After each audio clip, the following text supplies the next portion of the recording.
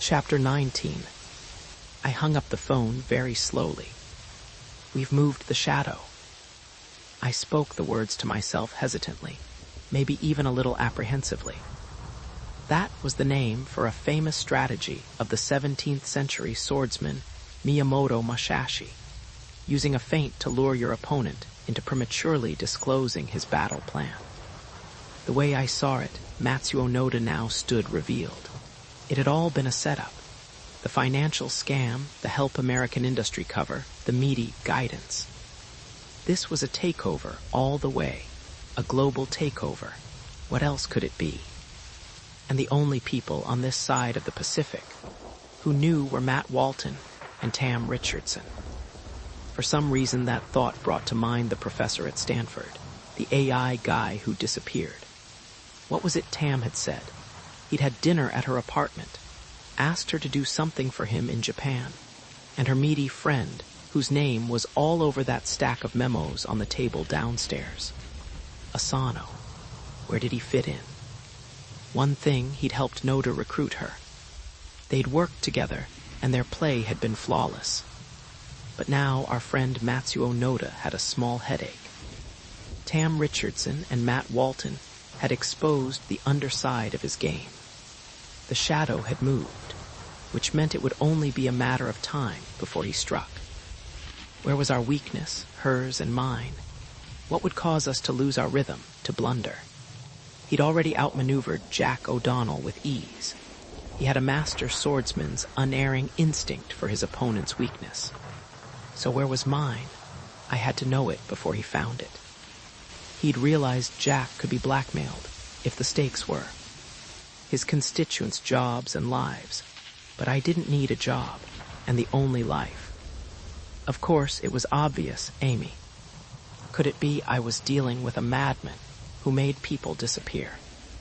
If I was about to take on a pro like Noda, I had to cover every possibility, which meant I had to get her out, away, beyond his reach. Today. Still, though, there were so many questions. Who was really behind all the moves, the master puppeteer? Was it only Matsuo Noda, or was this possibly, just possibly, something that wound its way even higher? If so, who was the point man on that? Akira Mori. The only rational countermove now was to back off and survey prevailing conditions. Miyamoto Musashi's Keiki o Shuru to Iu Kodo. But to do that, we had to remove ourselves beyond the reach of Dai Nippon's sword.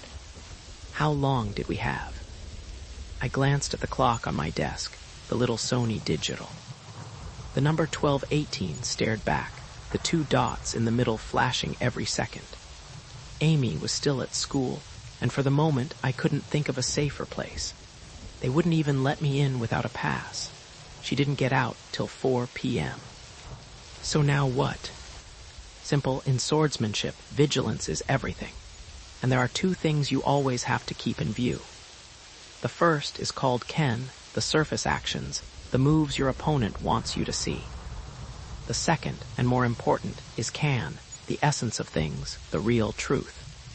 Ken covers the superficial moves. Kan gives you the big picture. Instinctively, I still believed we had only been witness to Ken, the distractions, the insignificant feints of our opponent. The deeper wisdom of Ken still lay beyond us. Time to probe. We had 3.5 hours. I got up and headed downstairs to retrieve a couple of very important memos. If we needed them, we'd have them. The rest of the pile I brought back upstairs and locked in the sword room, the closest thing I had to a safe. Finally, I reflected a second and paused to scribble Emma a note, asking her to feed and walk Ben in case I wasn't around for a while. That taken care of, I retrieved my heavy topcoat from the front closet, walked out into the street, and grabbed a cab for the offices of Dai Nippon International. Maybe our opening move should be Yorom Kasu to Iu Kodo, to feint a thrust that would induce a state of confusion in Noda's mind. Then, we could stage a tactical retreat to plan the final, all-out attack. Retreat to where? Well, that part at least was easy. The obvious hideaway was my place down in the islands. The thing to do was to quietly catch American 291 and head for the Caribbean. If Noda did manage to track us down, he'd be in for a surprise. Let me explain. Back when the world was young and Amy was still a gleam in our eye, Joanna and I acquired a rambling white fortress, complete with pool, that was being offered to the first tourist appearing on St. Croix that day with ready cash. Seemed its Cosa Nostra owner back in Sicily, so the story went. Suddenly needed a transfusion of 100 grand in bail money. Fortunately, I'd had a good year and happened to have the necessary liquidity. It was luxurious beyond vulgarity. Hardwood parquet floors, heavy tile roof to withstand an Interpol bombing run. Who knows, manicured grounds, satellite dish, a bar worthy of Caesar's palace, 3 bedrooms and music in every room. It was oversized and garish and pretentious, and who cares, I loved the place. Sort of a Roman villa in the middle of paradise. However, because of the peculiar requirements of its former tenant, it also had a security setup to shame Fort Knox, including a 6-foot fence, 2-inch thick doors, and TV monitors all over the grounds. If we could locate a little hardware to match Noda's Uzis, he'd be in for a surprise, should he try, and send down a die nip and hit squad for an unscheduled visit. But first things first. Right now, we needed to somehow lure Matsuo Noda into revealing more of his overall strategy. After the cab dropped me off, I rode the elevator up to 12 and passed through security. The complement of guards I noticed in passing had just been expanded. Instead of 2, now there were 4. And when I walked out onto the floor, nobody said anything, but there was an almost palpable air of tension. Stony silence, analysts nervous, bad vibes, very bad vibes. I just ignored the stares and headed straight for Tarn's office. She was waiting, and she had an identical reading of the situation. The minute I walked in, she got up and shut the door. Her first words. He just brought in more security. That and the IBM thing. Matt, he's getting worried. Bet your ass he is. We're moving in too close.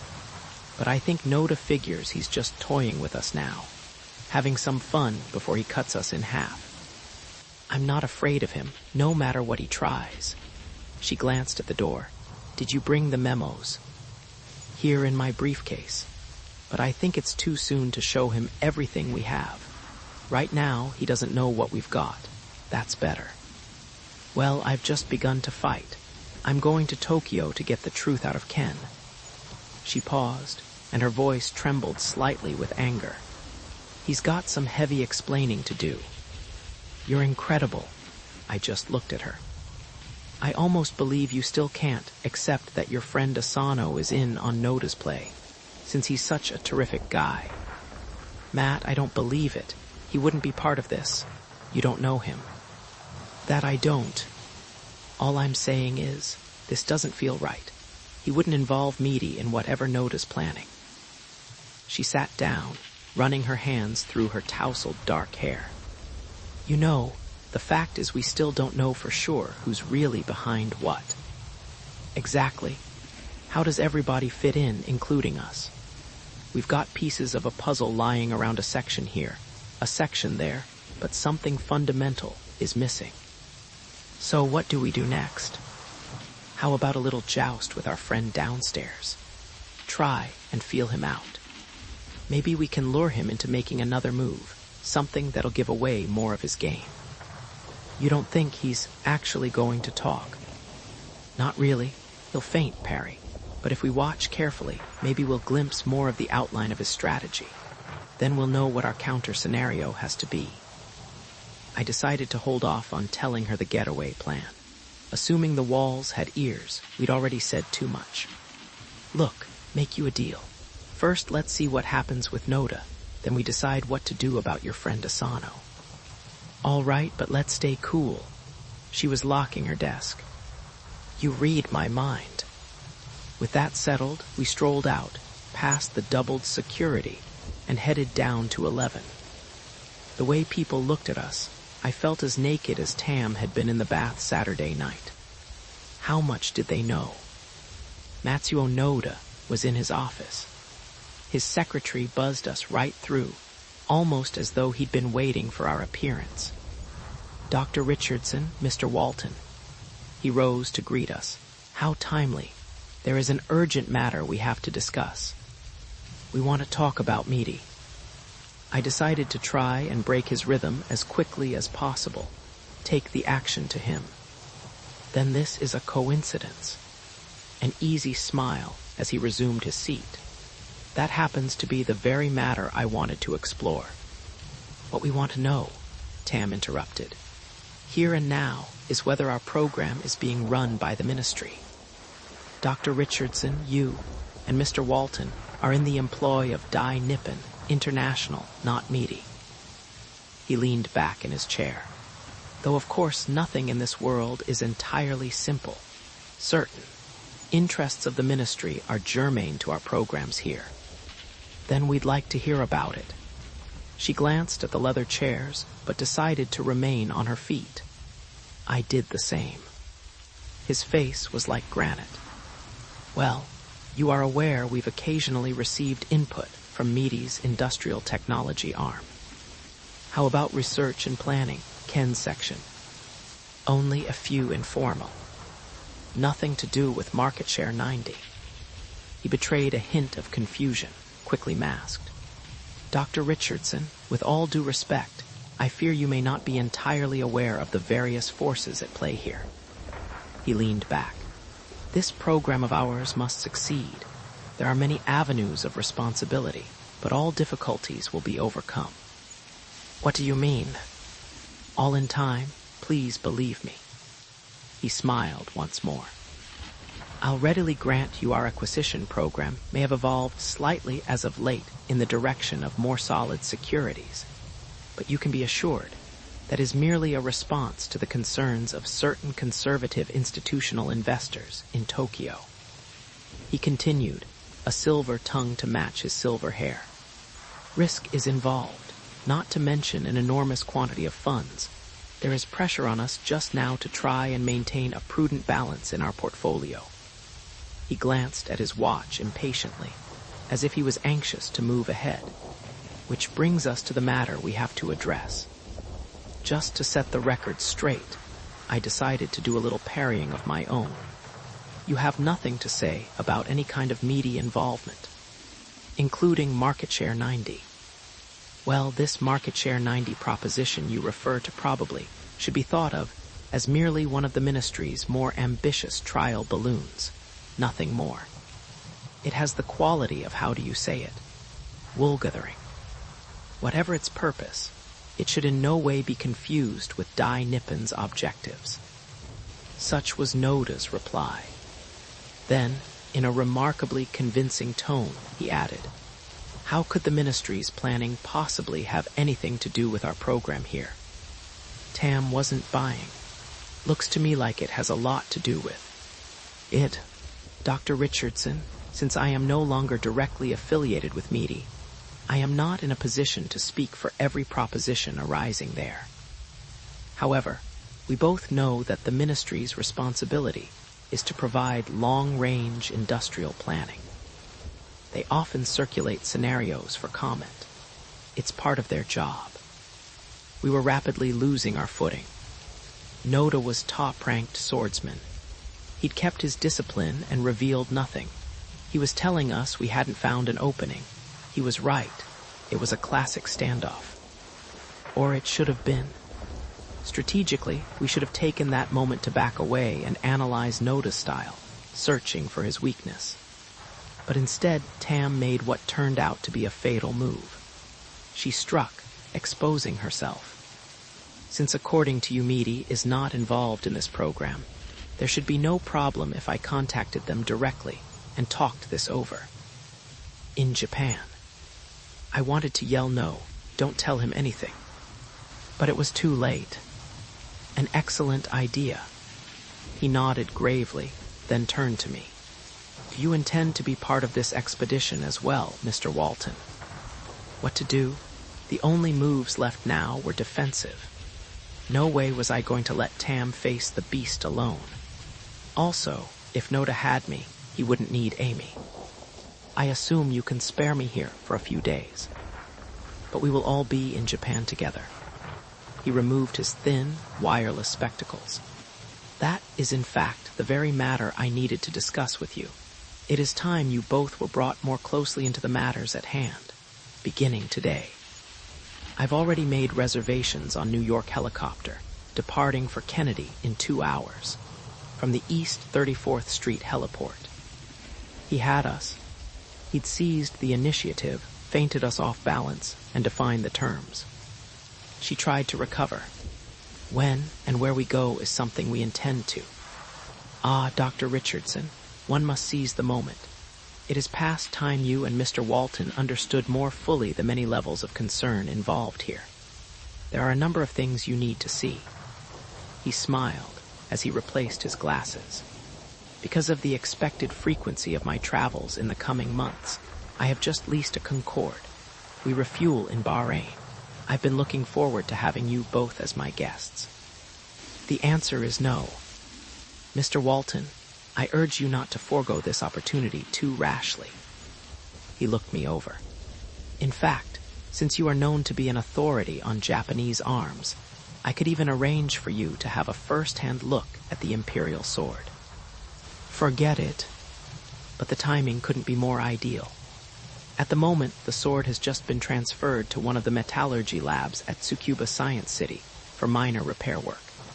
Since Tsukuba is to be our destination as well, I can just telex the imperial household and instruct them to arrange a viewing date. He smiled again. For a connoisseur such as yourself, nothing would please me more. There was something about the way he said it. I don't know. Maybe a strange glimmer flashed through his eyes. Looking back, I think that was the moment I first should have realized Matsuo Noda had decided he was God. You didn't hear me. We're not leaving now. At least not on your terms. Mr. Walton, I really must insist. He glanced over at Tam. What I intend to show you should be of extreme interest to you both. I'll go when I'm ready. She turned and headed for the door. Dr. Richardson, I'm afraid we all have no alternative. He spoke quietly, his tone masking the harshness as he continued. These offices have been sealed as a temporary security measure. There appears to have been an unauthorized access to the NEC mainframe here. However, I've decided to postpone criminal charges for the moment. He smiled again. Besides, the time has come for you both to know everything. We were on our way. I looked out of the window on my side, down through the haze covering New York's East River just below us, and took Tam's hand. The NY chopper was a Sikorsky S-58T, twin-engine, 2 pilots. Events were moving so fast it was hard even to think. No doubt about one thing, though. We'd been outmaneuvered, outplanned, outfought. The only good part was he had me as hostage, not Amy. In a final face-off with Noda, whatever he had in mind, I still figured I could take care of myself, Meaty, and all. The battle had just begun. When we walked out of Noda's office, there was no longer any mistaking the new security arrangements. Dai Nippon was on red alert. Well, Matthew, looks like we're about to get the big picture, like it or not. On Noda's terms, which wasn't the way it was supposed to happen. I just need to confront Ken. For whatever good it may do, I found myself thinking. We were knee-deep in confrontations, and we still didn't know a damned thing. What did Noda have planned for us? Whatever it was, I had a strong feeling I didn't want it. Back in my own office at Dai Nippon, there was only time for one phone call. The first name that came to mind was Joanna. I wanted to say, look, if I don't make it through this, you and Amy are well provided for. She's got a trust fund that's 7 figures, and you can have the house, the bank account, the whole damn works. Just don't ever let a man named Matsuo Noda anywhere near you or her. but I couldn't force myself to dial the number. It wasn't Joanna who was in over her head now. It was me. The subtle or not so subtle difference was enough to stop me cold.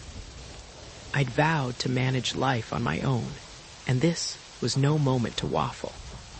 So instead I did the next best thing and called the West Side Free School, which, I might add, may have been free in its disdain for classical curriculum.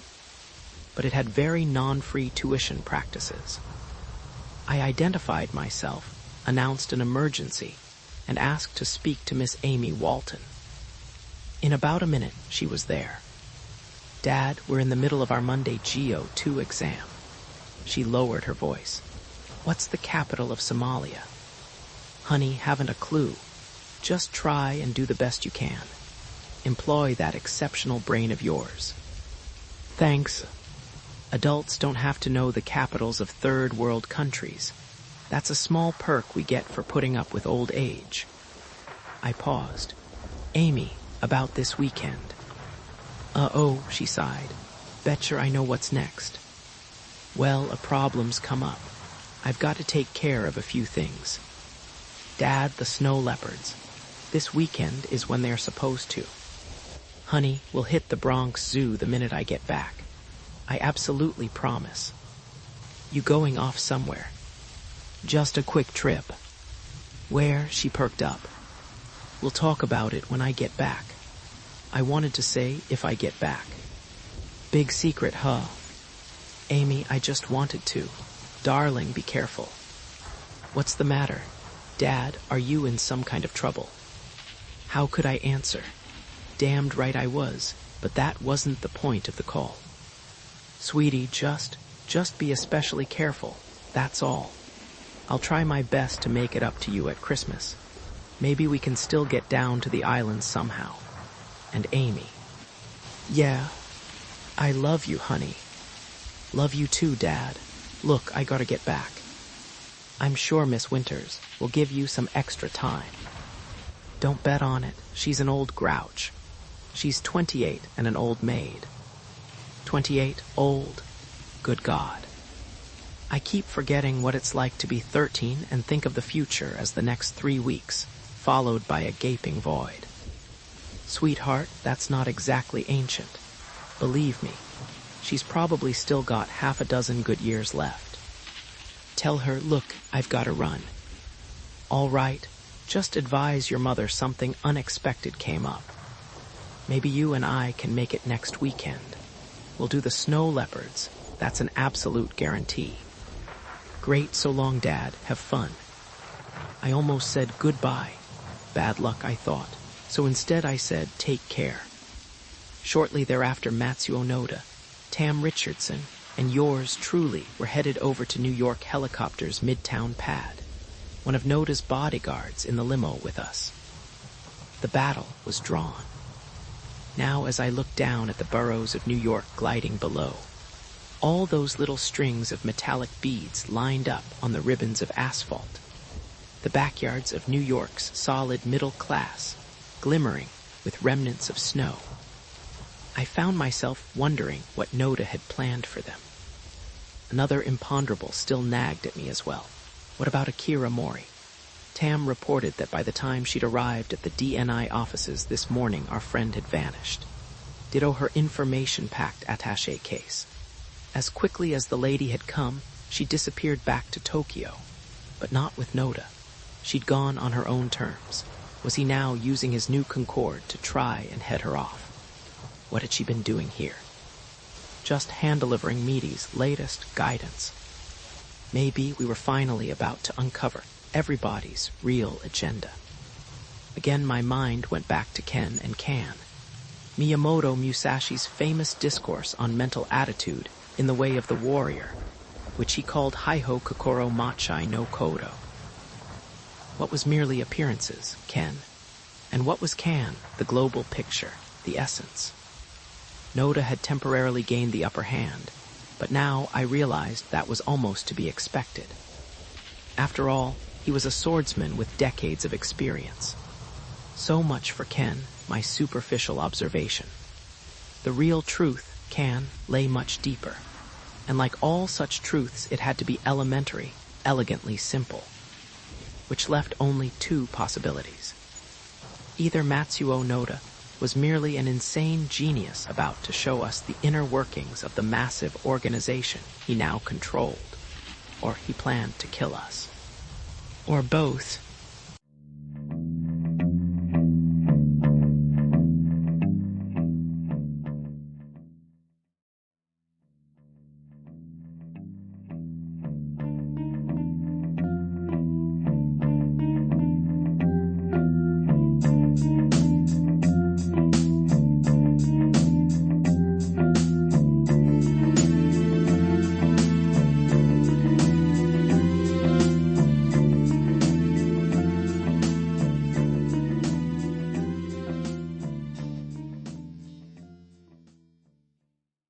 Chapter 20.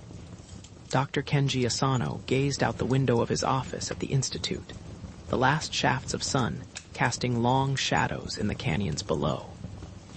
It was late Tuesday afternoon, and gales of December wind tunneled around the skyscrapers of Tokyo, chilling the gray steel and glass. The blank computer screens reflected back his smooth, trim face, his glum eyes. Technology. It was divorcing man from all sensibility. What Kenji Asano found himself wanting at that moment was not high-tech, but high-touch. To be seated on the tatami of his Tokyo tea house, smelling the fresh straw, gazing out over the manicured evergreen shrubs of his garden, the clumps of leafless black bamboo. He recalled again the tea ceremony in Kyoto and the sight of Tamara approaching down the stepping stones of the dewy path.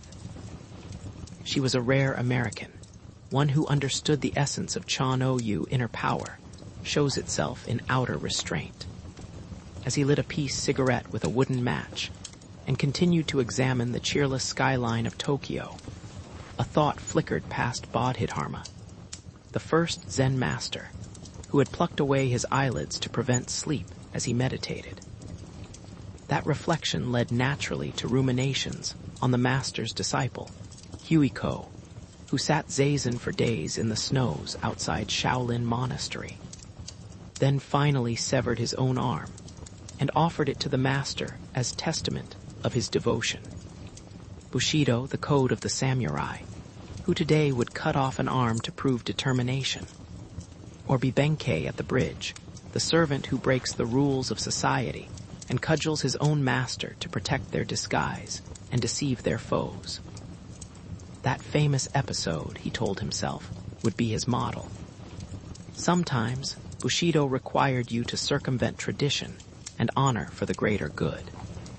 What was happening in Japan? These days, many thoughtful Japanese were expressing open concern, even fear, over their country's rising nationalism.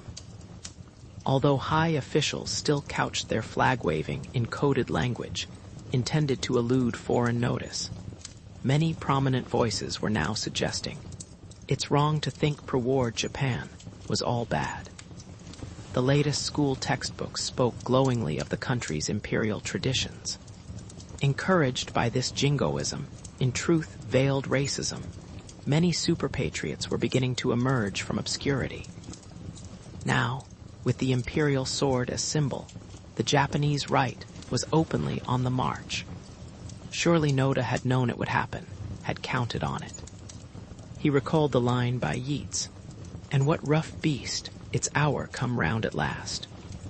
The beast, Kenji Asano feared, had arisen in Japan, and its monstrous head was none other than Matsuo Noda. Who could have suspected the dark side of Noda's grand design or the extent of his determination? Violence, money in the billions, and accomplices where they were least suspected, perhaps even inside Midi. This last disturbing prospect had convinced Kenji Asano that the time for operating within the rules was past. He had already taken a first step, aided unwittingly by a bureaucrat of immense ambition within the ministry. His first counterploy against Noda had bought time how much he didn't know, but the next move must be decisive. He glanced around his office, then at the meaty reports stacked high on his desk. Benkei at the bridge. For Kenji Asano, only one course was left. He would now have to use his own master, meaty, to destroy Matsuo Noda. His mind went back to the meeting at his meaty office Monday of the previous week. Although he was on temporary assignment at the institute, he still checked in daily at the ministry. Filing into his office at 9:30 sharp had been the three men whose consensus was crucial. The difficulty was, they must never know what he planned. Michio Watanabe, International Trade Policy Bureau. Trade Research Section. Heavyset, early 50s, a professional bureaucrat with powerful eyes and a permanent expression of skepticism. He had been a close colleague of Noda's for decades. Tanzan Kitano, Industrial Policy Bureau, International Enterprises Section. Gray hair tinged with silver, immaculate dresser, spoke 5 languages. He had been in meaty over 20 years and had maintained the same mistress for 15. A man respected for his long-range thinking. Hiramu Aikta, Industrial Technology Agency. Late 30s, thrived on expediency, doing the job no matter the consequences. Part of a hard new breed, he was Japan's future. And MLTI was his future. While the men moved toward the wide couch across from his desk, Kenji Asano opened with offhand pleasantries, directed mainly toward Watanabe, partly because he was eldest and partly to sound out his mind state. Next, he welcomed Kitano with a few inquiries concerning his wife and son, a transparent formality since he was known far and wide to despise them both. Finally, he greeted Aikta and indicated the meeting would be short. Knowing the younger man liked to move directly to matters at hand and regarded the usual preliminaries as an old-fashioned waste of time. Agenda, the American company's Matsuo Noda was acquiring. A proposition had surfaced. In Japanese bureaucracies, all ideas are anonymous and thus devoid of repercussions. That certain meaty personnel be put on leave of absence to serve on the boards of those U.S. concerns. Given the heavy participation of Japanese monies in Noda's American program, perhaps a more formal monitoring mechanism would be helpful to head off potential anxiety in Tokyo's financial community. The idea, of course, was Kenji Asano's.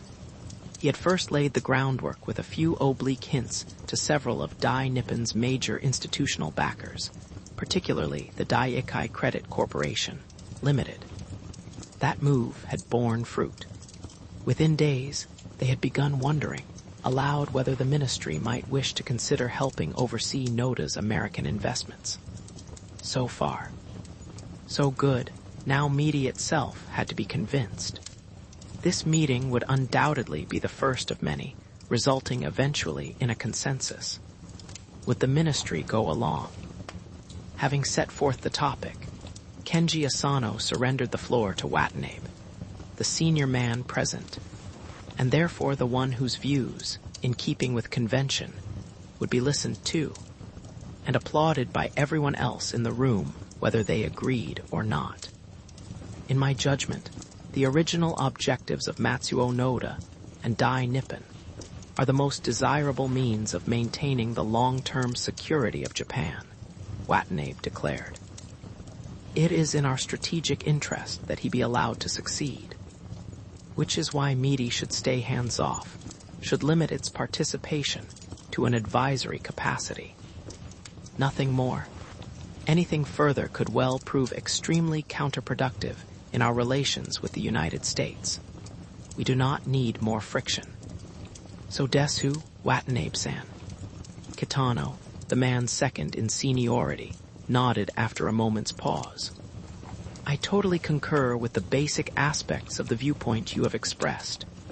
He was telling everybody he hadn't made up his mind. I also support fully Watanabe-san's insightful summary of the relevant issues. Aikta spoke up, his honorifics far more polite than necessary, a signal. Karadomo, however, It might possibly be prudent to examine briefly the considerations advanced by those who differ with this wise assessment, in order that we may counter their concerns more thoughtfully. That was it. Kenji Asano had a head count.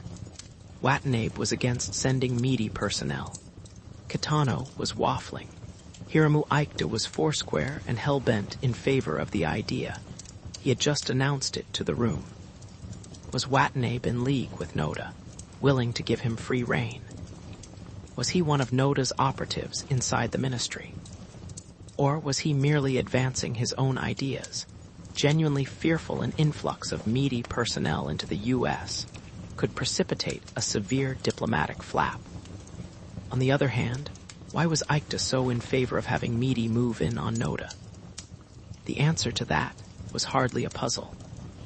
Meaty's young prince of ambition, Hiramu Aikta, scented the possibility of grabbing a part of Matsuo Noda's new American empire for his own. Handled skillfully, it might well catapult him directly to vice minister inside a decade. Perhaps it would be useful to review once more the main elements of the situation. Kitano knew he had the middle ground, and thus was offering to arbitrate. The condition of America now is very troubling. The question is, how can we best aid them and ourselves? We in Japan realize that a nation's true strength is ultimately not in armaments, but in the health of its economy, its industry. Yet the Americans, by making themselves a military state, have paradoxically imperiled their real security. How long can we continue to rely on an ally so blind to the main threat to its own strategic well-being? Matsuo Noda is correct. Our very safety may soon be imperiled. Something must be done. The only question is how best to proceed. So desu ni? Watanabe pressed, realizing he would have to force his point. The Pentagon is, ironically, America's most insidious enemy. Japan's greatest benefit from America's defense umbrella has not been the billions we've saved on sterile arms.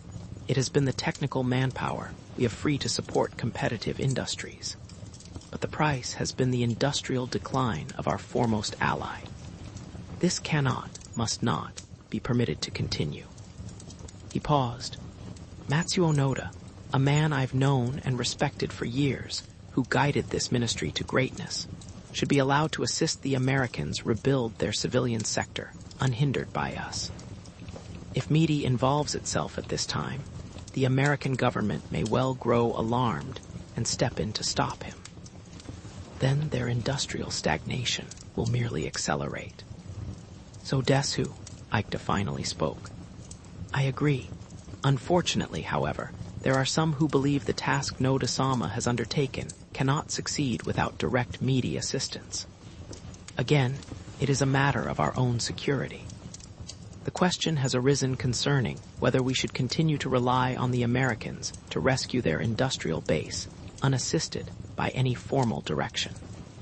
Of course, I disagree with such pessimistic views. But some would say we ourselves must now step forward and assume global leadership in technology to prevent a vacuum from developing in the free world. By taking charge of America's floundering high-tech sector, we could rescue it from continued mismanagement, while incidentally satisfying our own R&D needs in a way that is extremely cost-effective.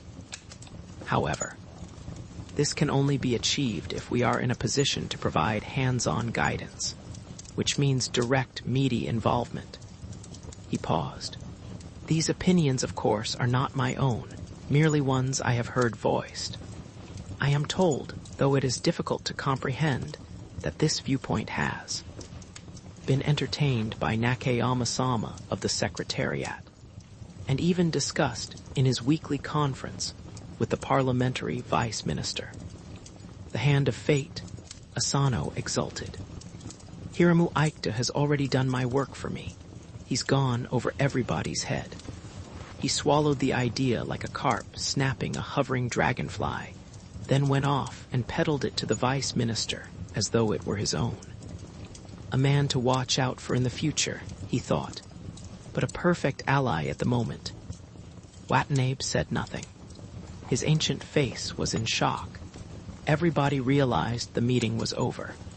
It was clear Aikta had trampled on consensus and seniority in order to further his own fortunes. Watanabe-san, I think we all agree your understanding of the situation is entirely proper, Kenji Asano said soothingly. But solely in the interest of continued theoretical discussion at some later time, it might be prudent if all sections prepared a contingency list of staff, fluent in English, who would be suitable for reassignment to an American sector. It is always wise to cover contingencies, Asano-san, Watanabe said dryly. None of them realized it, of course, but Hiramu Aikta's ambition could well turn out to be the salvation of Midi itself. But for now, Asano mused, that was something none of them needed to know. Looking out the window at the freezing streets below, glimmering from headlights and neon, Kenji Asano told himself that a dangerous game lay ahead.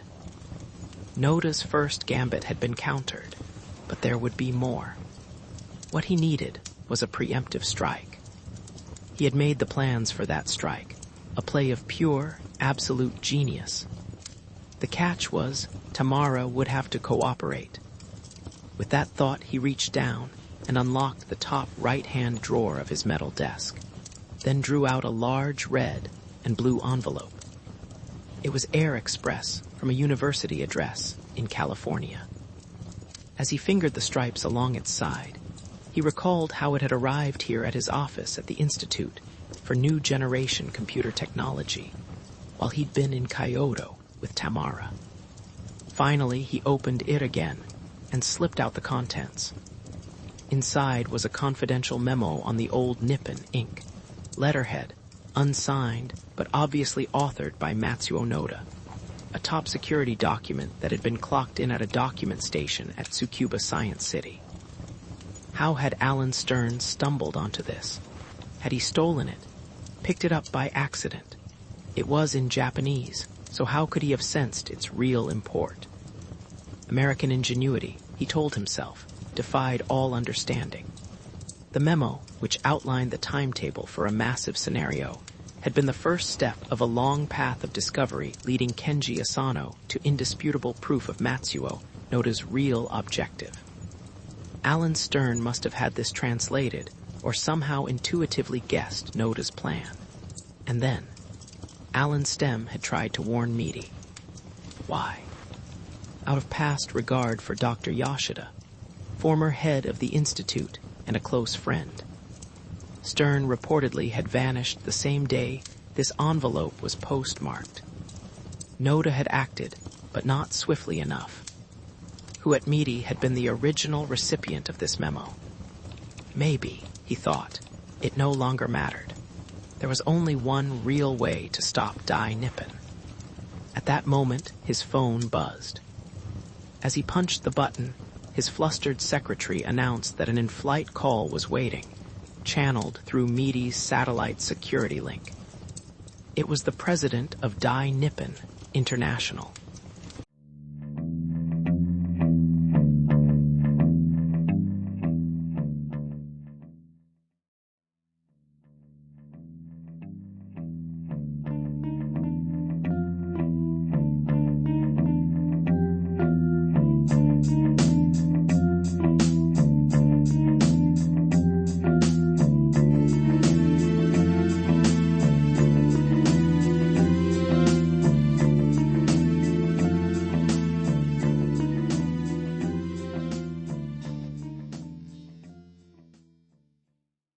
Chapter 21.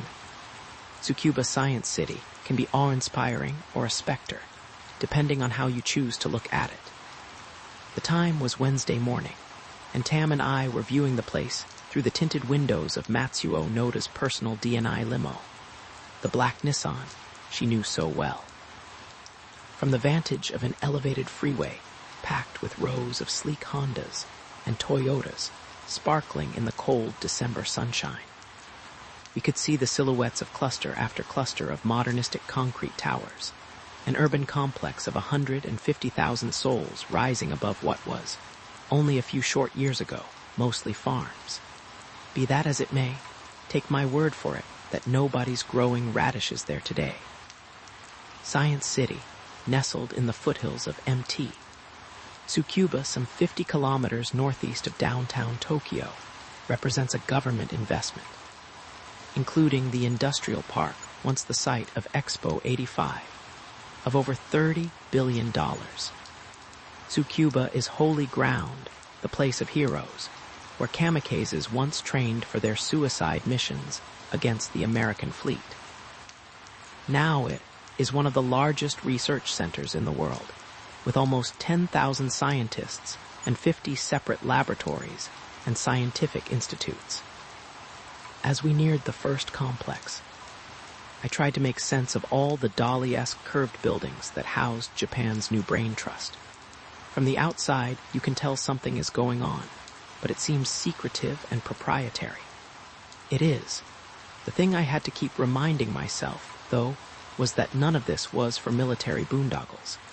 It was aimed dead-on at industrial technology.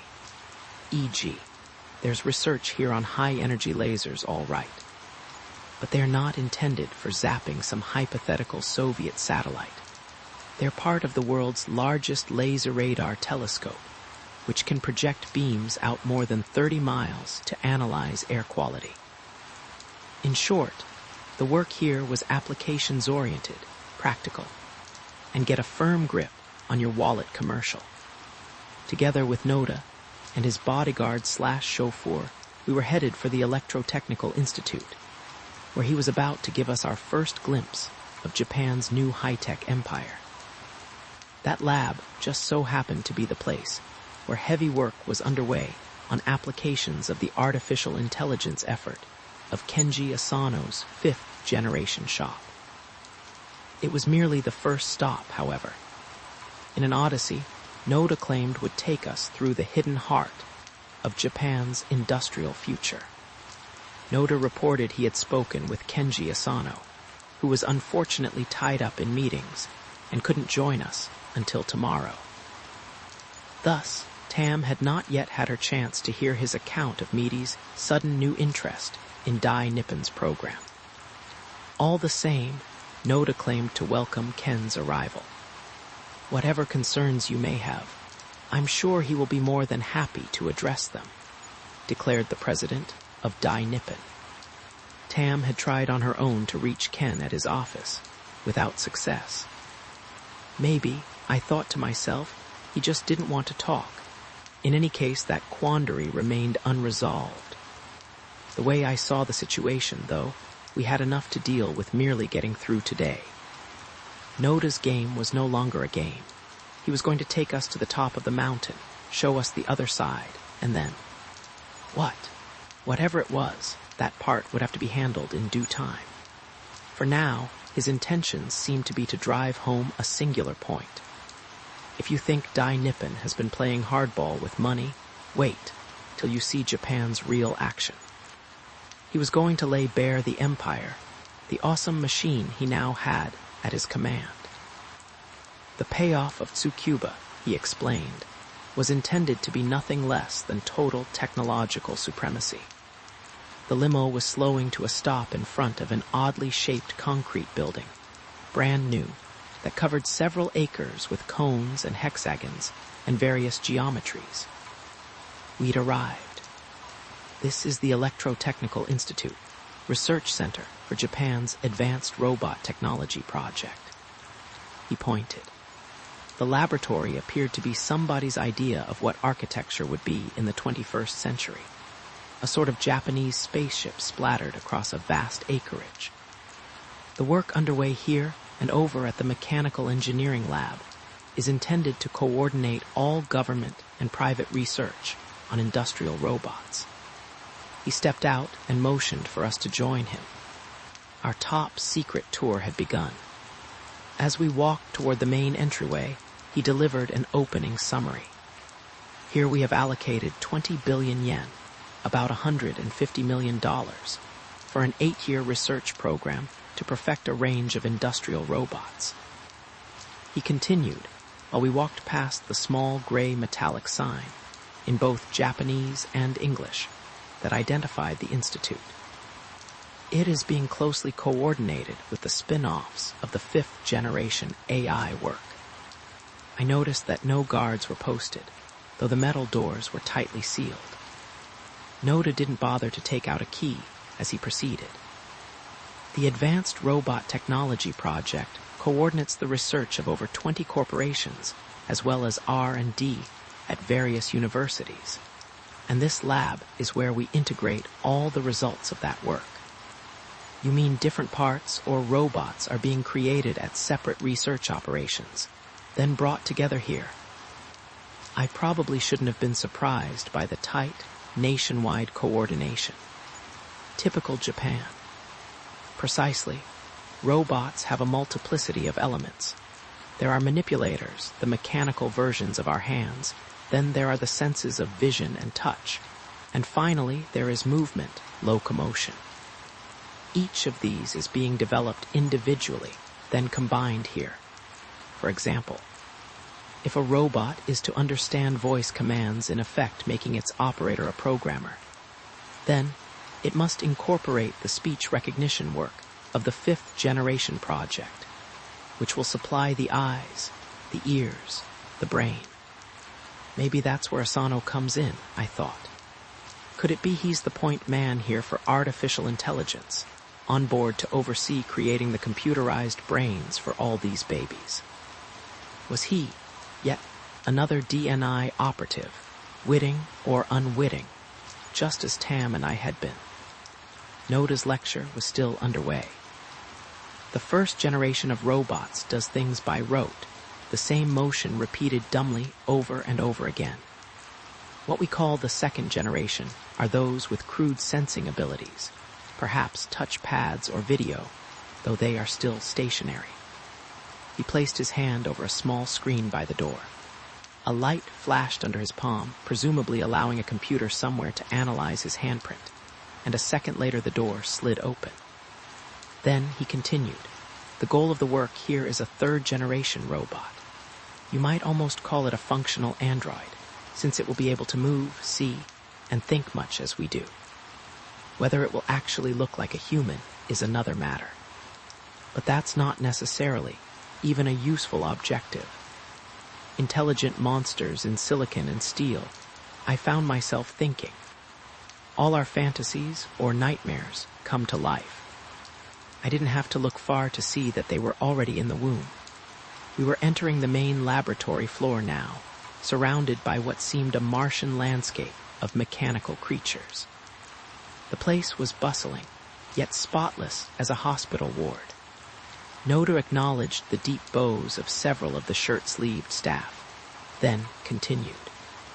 Although visitors are not normally permitted in the sensitive areas here, I have arranged total access priority for you both. I consider you among the few Americans today who can understand the strategic significance of this program. If Matsuo Noda was really saying that he intended to give us a sobering dose of Japan's impending high-tech clout, he was off to a bang-up start. Then he turned and greeted a short, white-uniformed man. Allow me to introduce Dr. Noboru Matsugami, who is Senior Staff Specialist for the program here. Dr. Matsugami will be your guide today. Matsugami was close to 50 and balding, with short cropped hair that seemed to stand out on the sides of his head like the bristles of a metal brush. He was bowing to Noda every other second, as though he'd just been summoned by God. He attempted a smile, then greeted us in Japanese, followed by accented English. I surveyed the floor steel and aluminum and computers, feeling as if I could have been on another planet. Tam, strangely, had said scarcely a word the whole time. She probably knew about a lot of this, but surely not the proprietary, advanced devices. Noda's glimpse of Japan's industrial Manhattan Project was one of the most memorable experiences of my life. Although I suspect the devices he let Matsugami show us were just the toys, they still were enough to leave no doubt where things were headed. Without going into the classified details, let me attempt to describe a few of the items I still remember. I was particularly impressed by the Waste University / Hitachi walking robot WHL Roman 2, which uses advanced machine technology and computer control to move just as a human does, two-legged style. Its hydraulic steel joints and carbon fiber muscles, together with its computerized foot sensors, give it walking skills better than most young humans. Its brain, of course, is a microprocessor, programmed to let it walk in different styles, just as we do. Other mobile robots had 4 legs, even 6 such as the Titan Roman 3, which we saw climb up a set of stairs like a metallic sci-fi spider. As for robot hands, the most advanced also were from Hitachi's Mechanical Engineering Research Lab. Unlike most robot grippers, little more than glorified vises, this one had 3 fingers, which Matsugami claimed were more agile than a version at MIT, whose muscles were a heat-sensitive metal invented in the U.S. That would contract when an electric current passed through. Vision research was also well advanced. A Matsushita robot equipped with a computerized eye was able to analyze the lines and shadows of a human face and then draw a black and white sketch like a sidewalk artist. Even more amazing, a robot with a TV camera eye developed jointly by Waste University and Sumitomo Electric could read sheet music and play it on a keyboard using mechanical fingers. This android pianist employed recent advances in artificial intelligence to determine the best fingering for each phrase, and even took requests for tunes in spoken Japanese. Play it again. How? Other robots with voice recognition capability allowed a human operator simply to sit in one spot and command the mobile machine where to go and what to do. At one point, Tam asked Matsugami for a candid opinion on how far along he thought the advanced robot technology program had progressed. Well, he replied, sucking in his breath pensively, the manual dexterity problem was about licked. The robot arms now being perfected could pick up anything and move it anywhere. Vision and programmable intelligence were harder, but he felt their research was getting close. Already, he had robots that could analyze and interpret 3D objects and scenes, enabling them to maneuver around a factory floor and make decisions of almost human complexity. The ultimate objective was factory-wide systems for computer-integrated manufacturing. SIM that would allow every operation of a company, from design to engineering to manufacturing, to be controlled by computer via a single database. It was cheap, and it elevated quality control to 100%. No doubt about it, he said, as Japan moved to automate manufacturing and get on with an information industry future. These smart robots would be their secret weapon. The Institute's mechanical menagerie, I realized, was what the next century was going to look like. Except it was here now. As Matsugami took us through lab after lab, it became clear that the Japanese third-generation functionoid robot was all but a reality.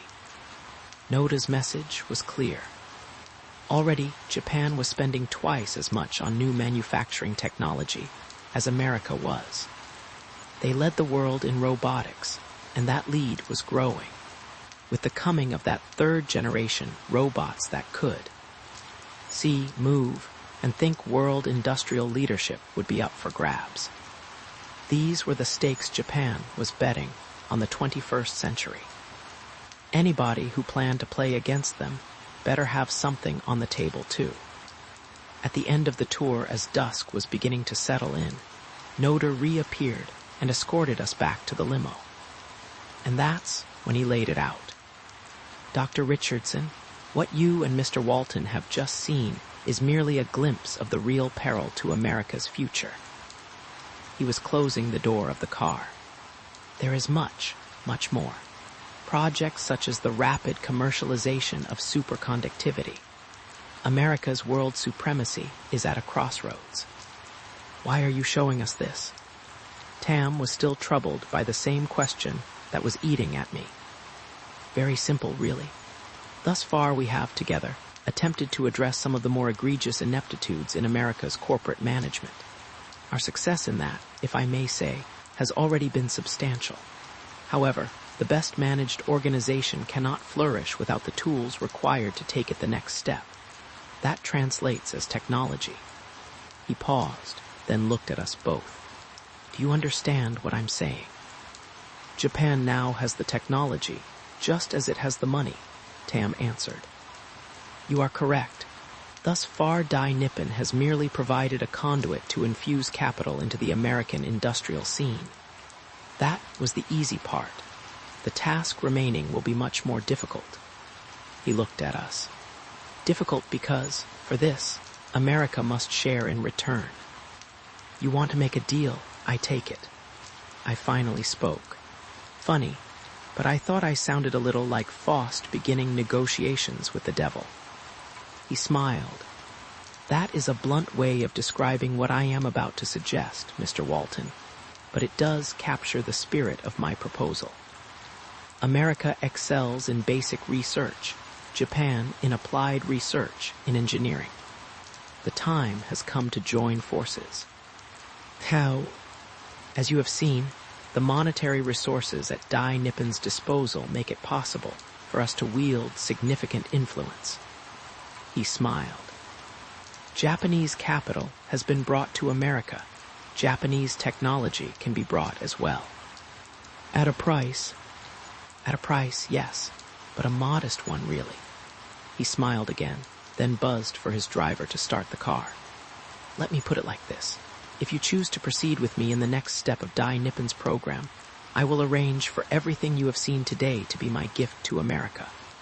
All I ask from you both is complete cooperation in the days ahead. Together, we can forge an informal alliance between Japan and America that could alter the course of world history, but it must be done in an atmosphere of complete trust. Tam was astonished. You'd make this manufacturing technology available to American industry. Why? As part of a quid pro quo, Dr. Richardson. It's quite simple. In return, I would expect complete access to the R&D in the firms Dai Nippon has acquired. He stared back through his rimless glasses. Which, I gather, is a notion you find a trifle unsettling. You bastard, I thought. You did have my phone tapped. How else could you have known what she was thinking? She shot me a telling glance. How does all this fit in with the new meaty guidance we're suddenly getting? That is a separate matter, Dr. Richardson, which we will address in due course. What I am concerned with now is something else entirely, the final step in restoring America to economic health. The first requirement was long-term capital and better management, which Dai Nippon has now begun to provide. The next is technology, a small foretaste of which I have shown you today. Was this, I wondered, the big picture, the can we'd been trying to get a handle on? What I'm proposing, Noda continued, is that together we become partners in the creation of a massive Japanese-American consortium. Perhaps we could call it Nipponica. Nipponica, she kept her tone even. The name has an interesting ring to it, does it not? As I envision the organization, you would be its American CEO. He paused. I would chair the board. Then he turned to me. And you, Mr. Walton, could be invaluable as chief corporate counsel. The man had gone totally mad, or had he? I still don't understand how this venture could be brought together. You'd be dealing with hundreds of companies, a worldwide management headache. Mr. Walton, what other choice do we have? Given the precipitous decline of America's global leadership, together with Japan's economic and technological rise, there can be only two possible outcomes of the inevitable direction affairs are headed: bankruptcy for us both, or war. The time has come for risk-taking, for a belief in the human spirit. We each need the other more than our political leaders can allow themselves to admit. And thus steps must be taken outside normal diplomatic channels to bring us closer together. He continued in perfect form. Both America and Japan would benefit from a commingling of our industry and research. We would learn from each other, find strength in unity, realize a common perspective on global concerns. Our economies would be joined, our peoples united, instead of friction and the saber-rattling of trade disputes. We would have the harmony of a single enterprise. Who exactly is going to finance and operate this undertaking? I was listening to him describe his planned-for utopia with increasing skepticism. But he had already rocked America and Japan to the core. Not a man to underestimate. As you might suppose, Dai Nippon would, by virtue of its present situation, be ideally suited to lay the groundwork. He glanced out the tinted windows. Afterward, the political processes of both countries would naturally have no choice but to follow our lead, ratifying, as they always do, conditions that have already become a fait accompli. It had all the easy resonance of a grand historical venture, except what if this was still superficialities, not the real truth? Before we go any further, I think Dr. Richardson and I should talk this over. I looked up to see the Tsukuba Hotel, where we were scheduled to stay overnight. Noda had made other accommodations for himself, saying he also needed to drop by the metallurgy lab and check to see how work was going on the sword. My scheduled viewing was to be tomorrow. I agree. Tam looked at me sharply. We can discuss this more in the morning. As you wish.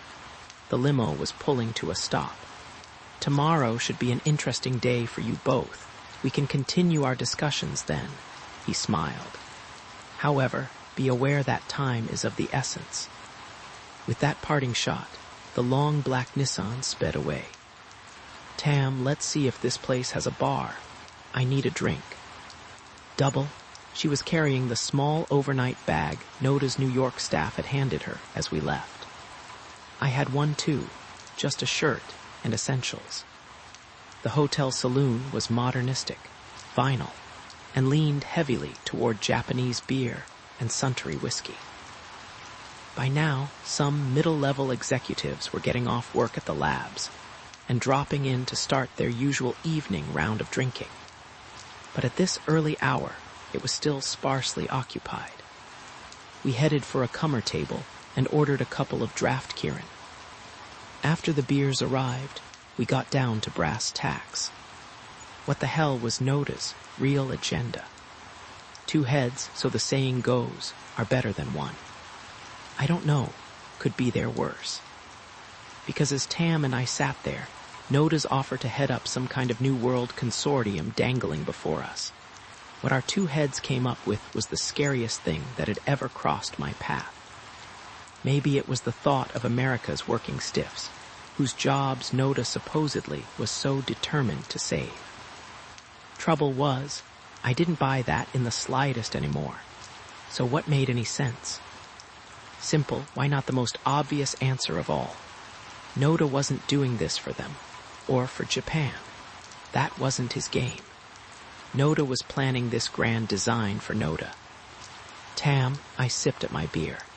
Did you believe a word of what he said? Of course not. At least not the United Nations speech. It's pure hogwash. Totally agree. But he's about to do something big, I'm convinced. Got any ideas? Luckily the place was getting noisier now, so nobody could have been listening even if they'd tried. Which was the very reason I wanted to talk in the bar, and not in either of our rooms. Who knew the reach of Noda's electronic ears? Not really. But what if we stepped back a second and tried looking at this latest move from a longer view? Maybe we've been tangled up in the trees, missing the forest. We've seen plenty of forest lately. But what if it's the wrong one? Let's try the Tekinai Naru to Iu Kodo strategy, become the enemy. Pretend for a minute we're Noda, a guy who's got it all: money, clout, everything. So why? Does he all of a sudden want to come across the Pacific and by himself a load of industrial headaches, then hand them Japan's technology. It's meaty somehow. I'm convinced that's the key, which is why I'm going to nail Ken. Well, let's not jump to conclusions.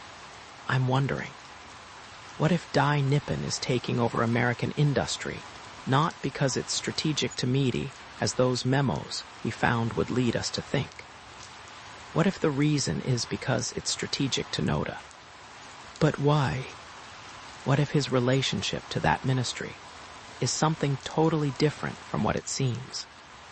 Well, if Meaty's not behind the buy-ups, then who are they for?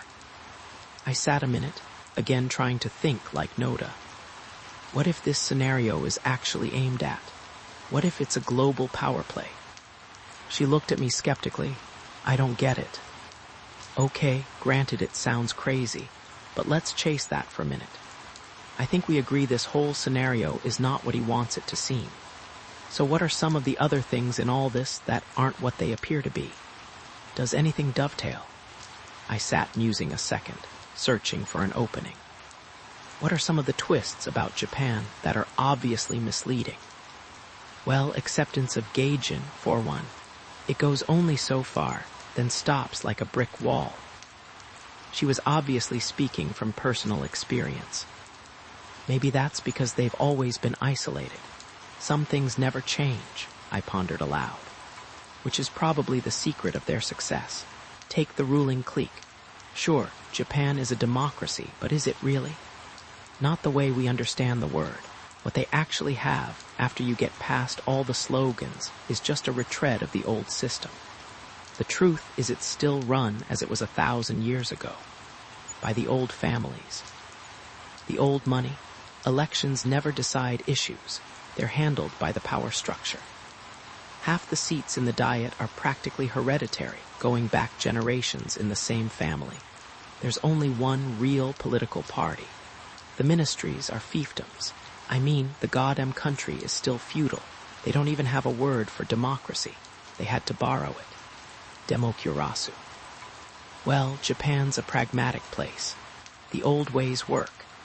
Remember the Zaibatsu, those industrial conglomerates that ran the war machine? MacArthur dismantled them, but they reappeared almost as soon as he left. Right, the power structure restored those right away. The Zaibatsu are back and chewing up world commerce. But the Demokurasu eyewash is still around. The job's not finished. She stared around the room. Matt, I don't like where I think you're headed. I agree it's sick, but let's push it a little more. What is it about Japan that's made it such a dynamo the last couple of decades? Hard work, organization, drive. Exactly, but where did that come from? They had to have it. Over the centuries, most Japanese were dirt poor. They had to hustle just to survive.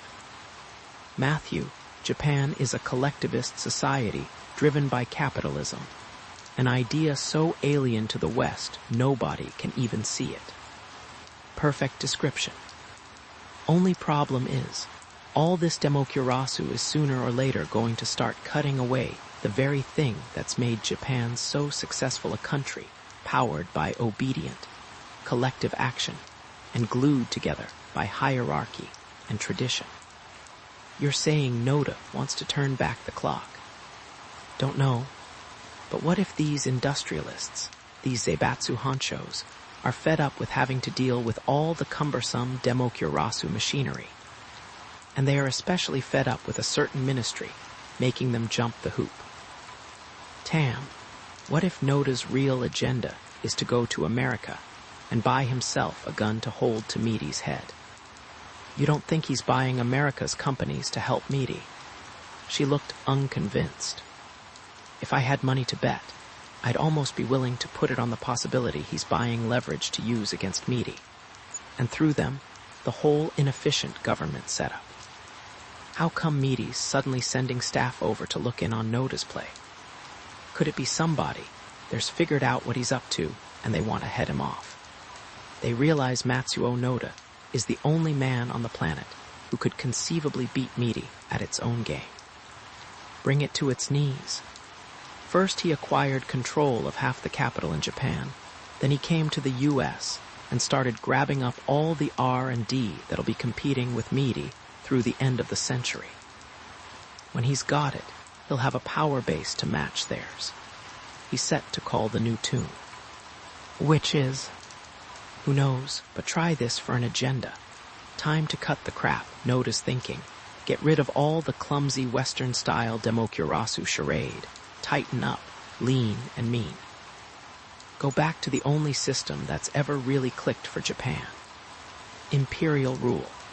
Make the land of the gods sacred and invincible. This is getting wild. She lowered her voice. But maybe you could be right. He just happens to locate the imperial sword, and suddenly the emperor is resurrected from a discredited figurehead back to a symbol of Japan's greatness. Here comes that old-time religion. Everybody goes traditional, right on cue, and the nutty Japan firsters are thriving again, just like the 30s. Good Lord. Doesn't it all fit somehow? Matsuo Noda started off by creating this shadow outfit, Dai Nippon, in order to get his hands on all his countrymen's money. Now, the next step will be to start phasing out the demokurasu frills and the powerless prime minister and the meaty bureaucrats, and turning the place into a kick-ass machine again. Look out, world. One small problem. The emperor can't rule Japan. Not really. He's a living god, which means... See, that difficulty's nothing new. For 1,000 years, the emperors had no real clout anyway. The nitty-gritty of running Japan was always the job of his stand-in. There was a long pause. We both avoided speaking the word, but there it was. Finally, she leaned back and closed her eyes, her voice barely audible above the din of the bar. Shogun,